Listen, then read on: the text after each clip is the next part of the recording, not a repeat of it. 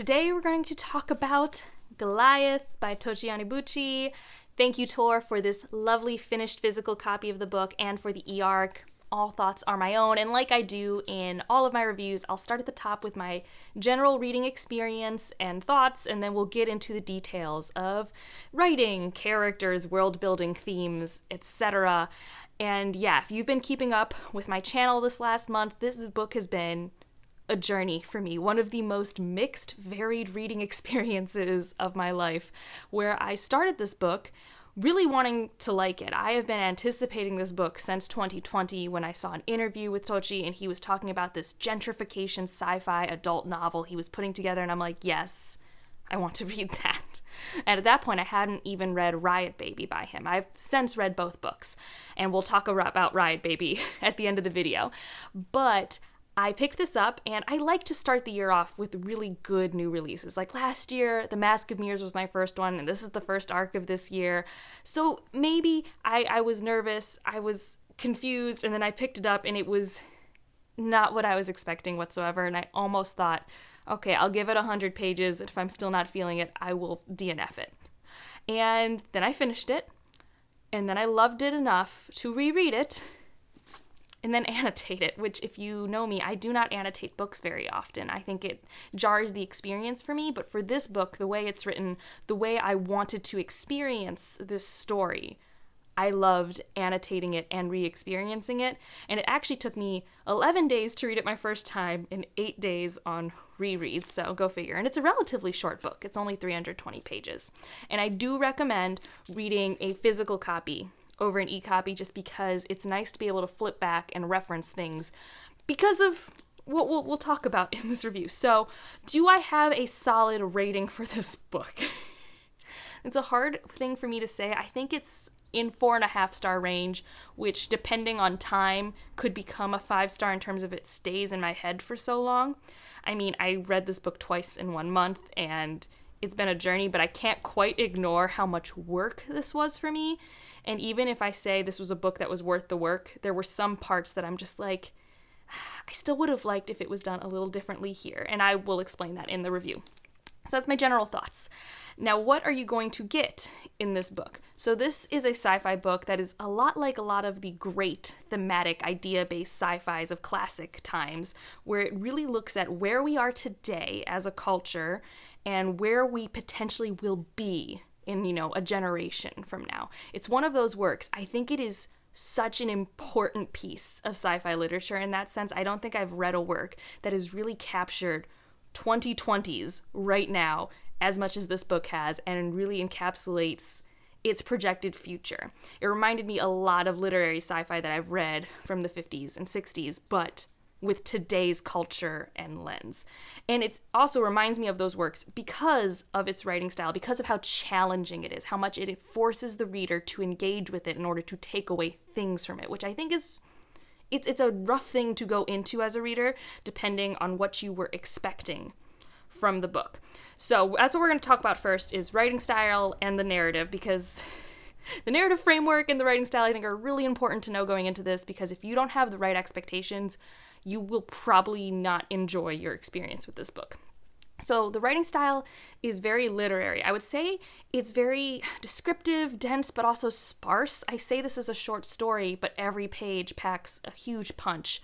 Like, every page is full of lines that I was tabbing to reference later for themes, to remember this was a big character moment, or there were just some quotes that I loved. And at times there were moments where I didn't know vocabulary. Tochi Onyebuchi is very smart. He has a much bigger vocabulary than I do, and he doesn't go easy on the reader, and your mileage is going to vary there. On my first read, I hated that. I was like, oh my goodness, I don't even know where I am right now, who I'm with, and why things matter in your story. Why are you giving me big words?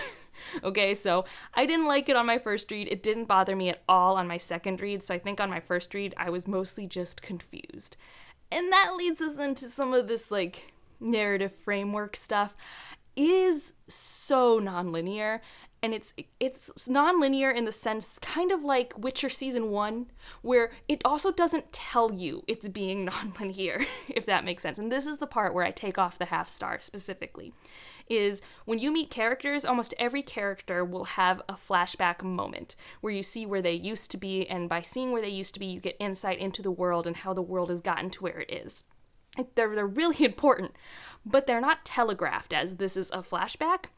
And I'm not saying he needed to shout and be like, this is a flashback, but it would have been nice to just know a little bit, like even with just like a date or something, like not even changing the prose or anything like that, because on my first read, I was not keeping track very well of which timeline I was in. And on reread, I did know, and everything was so much better when I knew something was a flashback or when I knew what timeline I was in. I had a way better experience. So in that sense, it's hard to recommend this book to people who don't want to have to deal with that challenge. I reread this book and I now love it so much, but that did require a reread, right? Because it's extremely nonlinear and challenging. Now, something that I think was a struggle for me but did end up working out is I was really confused, like I was saying, and I wasn't sure if I would ever get answers. And you do. At least you get world-building answers, and you do see why things matter. You're not just following random people and just observing this world. There is a reason why you're following the perspectives you're following, and you do get clear answers for those things. Like, you don't have to dig around with a fine-tooth comb for some of these connections and answers. Some of the connections might pass you by if you aren't looking closely, but the important ones, like, you're reading this story in a post-apocalyptic near future and you're like, how did we get here? You will get that answer. And that will be clearly telegraphed in part 3 of the book, but you have to wait till part 3. And this is not something I give a knock for the book, because I love why the parts are the way they are. And I won't go into them because I think that's a cool thing to discover on your own if you do discover it. Because as I was rereading this, I was just thinking, wait, is this like a metaphor for this, and is that why this is split up like this? And I was freaking out. I came into the room to talk to Ryan and be like, Ryan, I just figured this out and there's no one for me to talk to, so I'm just gonna blurt all this stuff at you and it's not gonna make sense. And he's like, okay. And I did. So that's another thing, is I loved engaging with this like it was a school book. Like it was a book where I was supposed to find the symbolism and dissect all the references and figure out how things fit together. It wasn't a book that I was reading for escapism or pleasure. I was dissecting the ideas and the symbolism, and I think that's what this book fed for me. Like, I thought it was really good in that regard for my enjoyment. So the references, there are a lot of references. There are a lot of biblical references. There are references to rappers. There's references to this card game Spades that I love. There's references to folktale people. There's references to a big prison riot. Like, there are historical references. There are biblical references. I didn't know most of these references. I had to look up a lot of them. Some of them I did, some of them I didn't. And he does not hold your hand. He does not fill in the blanks. It will just be a one-off line in a piece of dialogue. And it makes sense to the characters because they know who that folklore person is, and I didn't. And I think that's another layer to the challenge, okay? So I love this book, but I want you to know up front, it is challenging, but I think it's rewarding in its challenge. The payoff of this book was so great that I reread it. I don't know, like, it's not a book that I quote-unquote enjoyed. It is a story that is so full of injustice, it'll rip your heart out. And I think it's a story that is written for everyone, but it's also not... I don't know how to explain it. There are moments where it was very much telling me, a white person in America, hey, I need you to hear this story. But also it was written so that a black reader, I think, I'm not black, so a black reader who reads this can correct me, but it was written in a way where it was telling a cultural experience of a group of black people and was not dumbing it down or translating it for me as a white person. At least that's how it felt. And so I think it towed that line really well in making it a book that is valuable for a large group of people. Again, I read this as a white person, so I don't know what value this does give to a person of color. Like, I loved the Hispanic characters that were on the page. The Latinas were amazing, but, like, I cannot relate to everyone. It's a very diverse cast of characters. And let's get into the characters. There are, for a 320-page book, there are an astounding amount of characters. We have these colonists who are coming back down to Earth because the premise of the book is that we are in the 2050s where a lot of people live in space because Earth is largely inhabitable. And you don't know much more than that going into the book. But the people who are left on Earth are these group of stackers. They basically come to places where buildings are demolished in seconds and collect the bricks to be sent back up to space for the colonies. And this is our main community that we meet. And there are so many characters here with so many intense histories. And on a first read, I was so overwhelmed because I couldn't keep track of who was who. But on reread, I loved all of their personalities so much. And the way that they joke, the way that they just get through their day was amazing. And they are the glue of this story for me. That group of people is everything to me. Watching them exist, that's partially why I reread it. I wanted to understand them better. David and Jonathan are two colonists coming down. They are relatable. They are interesting. I don't feel as close to them as I do the stackers. We have a reporter who is trying to understand what's happening. She's a very well-intentioned ally. And in the middle, we meet these three characters that are completely disjointed from the rest of the plot. One is this person who hunts down the white people who are trying to capture black people and put them in slavery again. And you're trying to figure out why she is doing this. This white guy is kind of your perspective into what's happened in the western part of the United States and what's happening with white people and black people in the territory. And then you have this guy who is telling the reporter his story, and his history is our present. So we have all of these characters. It's so many. One could argue too many, but I don't know who I would cut. Because in theory, I would want to cut people who we shouldn't cut. Because I love the entire group of the stackers. I thought they were so vibrant, and I think a lot of my payoff, my personal payoff, was in following this group of people and following them deal with living in this world. Because this is not a book with solutions. This is not a book with a traditional plot. This is a book where you get a window into a time and you see what happens in a year in their life in New Haven, Connecticut. And I think it's fascinating that New Haven, Connecticut is where we are. I mean, it makes sense. Tochi Onyebuchi, I think, went to college. I think he grew up in Connecticut, for sure in New England. So it's not abnormal that this would be the place. But I think it also has another level to it where we're in an apocalypse in New Haven, Connecticut, which is already a city that used to be so vibrant. And then the companies that were hiring people have left and kind of left it abandoned, similar to how a lot of Rust Belt towns in the Midwest along the Great Lakes have been abandoned when industry left. And if you've never been to one of those towns, they are skeletons of what they used to be. And here it's just even more pulverized and you can feel it. It's so close to what you have today that you can really just expand it and be like, oh yeah, this is probably how it would look like if XYZ had happened. And some of the things are so vibrant. You have the sky that is red at all times because of the radiation. But if there are domes, the sky is blue. And you see this warring sky over the lands that are able to have protected air and those that don't. The way the history is portrayed to you is fascinating, and you can see all the research he did into what would realistically happen based off how history works and how life is going to get us from A to Z. There's even a quote in the book where history doesn't get repeated, but it sure as hell rhymes, which one of my least favorite characters says that line, but it's a good line. And the history of the world is so rich, even though this history is our potential future. The technology is really interesting. We have almost reverse technology in the US, although there is still, in some senses, more technology than we have, but the internet is almost gone. Like, not everyone has access to the internet anymore. There is this natural cybernization of humans that is happening. You have red blood versus black blood in terms of reference to people who have, like, cyber parts in them now.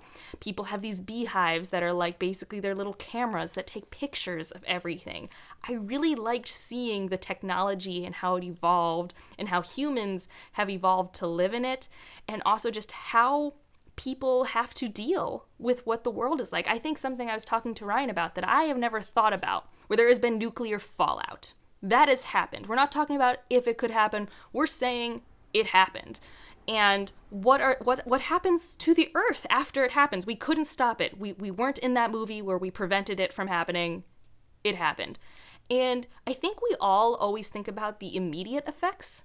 And this is the long-term effects. This is a generation after it happens. And people can still live. Life still lives when there is high radiation levels. You just die sooner, you know? Like, the way that people still persevere, how young everyone has to be, because the old don't make it that long. And one of our main characters is quite old. We never know how old he is. And he is essentially the Goliath of the story. And, oh God, I love that character so much. His name is Bishop. He's amazing. But, you know, like, there are things that I never thought about it. And this book made me think about it. And I just thought that was another amazing, realistic part of this world building. And I think that's where sci-fi shines. That's where I love science fiction, is when we say, here's our question. What would happen if? And then we attempt an answer. Not necessarily, you know, the same questions we sometimes get in fantasy or other, I mean, this happens in sci-fi too, where it's normally, here is the problem. How do we fix the problem? This is not about that. This is about postulating a hypothetical situation that is strikingly too familiar and too realistic. If in 20, 30, 40 years someone reads this and is like, oh, it's like when Octavia Butler, you know, predicted the 2016 election. You know what I mean? Like, it's got that feel to it, which means also you have to be in the right headspace to engage with this material. Also, something that was so disturbing about this world building is that we're in an apocalypse. The world is in pieces. Student loans and foreclosures still matter because property is still more important than people. Like, but that makes sense. It's just, I really liked the atmosphere and vibes of this world. I thought it was really grounded, and I thought it was both something I couldn't visualize but could visualize. And now, like, I know this video is already so long, but I just have so many thoughts about this book, and hopefully, I guess, if you clicked on this video, you care. But the themes, so many themes. I kept making the list, and the list kept getting longer. So, I'm sure I am missing things. One that was really striking to me is this idea of who is allowed to dream. You know, like, we have all of these characters living in this world, and we have some characters that dare to dream and are not allowed to because the system works as designed. If you are a person of color, if you are poor, you are systemically outcast from the system, especially as gentrification and comes back into it. And the idea of gentrification as a type of cancer, another huge theme. There's also this idea of community versus individualism that is very strong. Like I said, we have the Stackers. They are our community. They're full of vibrant individuals, but they're a community. And all of my other characters are very individual. They're very focused on their own problems. And even when they try to observe their new community, they don't engage with it. They don't become a part of it. They don't try to learn about it. They are like, these are my problems, these are my goals, this is what I'm going to do to build my life, which is great. But it was really an interesting contrast to how the Stackers worked. We also have kind of this discovery sort of theme versus rebuilding. When the colonists come down, they are like excited for this new world, new frontier, discovery. It's the new Wild West. Whereas the people on the ground, they're like, I'm trying to rebuild. We're trying to salvage. And in some ways, they're doing similar things, but from very different perspectives, because one's from a lens of survival, and the other is allowed to dream. I really liked that. We have destruction and rebirth that comes across so well. I don't want to say more. Well-mentored allyship. Technological oppression is huge. Who gets to have the technology to allow them to live better lives, both health-wise and information-wise, versus people who do not have the access. The gap just keeps getting bigger. It's just, there's so many quality themes in this book. So who do I recommend this book to? Because it is not for everyone. I mean, I do think everyone would benefit from it when they're in the right headspace, but it's not a pleasure read. This is not a book you read to have a page-turning experience. Although for me, there were moments where my heart ached. There were moments where I was like, oh my gosh, I can't look away. How did this happen? Kind of the whole watching a train crash sort of syndrome. And I loved the day-to-day slice of life stuff with these characters. But that said, I do think I recommend this more to people who do like taking notes while they read, who want to have a really in-depth book club discussion, who love themes and ideas and aren't afraid of a challenge, who are actually craving a challenge, if that makes sense. Because I can't emphasize enough how challenging this book was, but for me, how much it was worth it. It was a stellar experience. And I would also say, again, physical over ebook, just to be able to flip through the pages. Like now I have everything marked by like character and quotes, and when I want to think about this book again or talk about it again, I've got post-it notes with notes for myself. It'll be really useful to have a physical copy versus an e-copy, in my opinion. And books that reminded me of this, books that if you've read those books, maybe try this, and vice versa. We've got Slaughterhouse-Five by Kurt Vonnegut. This is another kind of non-linear, sort of sci-fi-ish literary story. It's been a couple years since I've read it, but I just remember its challenging non-linear nature. This is more of a satire than Goliath, but in terms of challenging literary sci-fi that has a lot to say about an important part of history, that's here. One that really had a very similar atmosphere, Do Androids Dream of Electric Sheep by Philip K. Dick. I could not stop thinking about the atmosphere and reflective nature of this story. The biggest difference is this is about an individual, and I think Goliath is more about a community. But in terms of the setting, it was a very similar setting to this. We have The Memory Police by Yoko Ogawa, another literary sci-fi that I think just becomes better with reread and discussion, and it requires kind of connecting symbolism and really digging into it. And then, of course, one of my favorite sci-fi books that I love dissecting, A Memory Called Empire, which I have a similar long, lengthy review on A Memory Called Empire as I do Goliath. And as I promised, Riot Baby by Tochi Onyebuchi. I have now realized that he has a very distinct authorial voice. I will say, if maybe this seems too long and daunting for you, Riot Baby is a novella that he's written that is present day, I believe, America. I read it a couple years ago. And it also kind of has this very fragmented way of approaching things where I never quite felt confident in the time that I was in. And although it was very short, it was very dense and also very full of emotion. His characters are really full of emotion in both that and this book, and rightfully so. So I think Riot Baby is a good sampler of what he does. If you really don't feel like you're ready to dive into this work that is a bit larger, I would recommend trying that out. And if you're someone like me who doesn't, mind the puzzles that exist in Malazan and Nine Fox Gambit, this is one of those books that I think can become one of those pillars in like sci-fi literature, just because of what I think it accomplishes. It doesn't have a villain. It's just full of injustice and predictions, but also love and a lot of heart and humans just surviving. Not always thriving, but surviving. There were so many good moments in this story. So hopefully that was helpful. And if you read it, chat with me. Please come find me. I want to talk about this book with people. I have read this book twice in January 2022, and as of right now, I have no one to talk to about it, hence the lengthy video. If you made it this far, leave a bumblebee as the emoji because it is black and white and there are bee-type things in the story. Like if you liked it, subscribe if you want to, and I'll see you in the next one.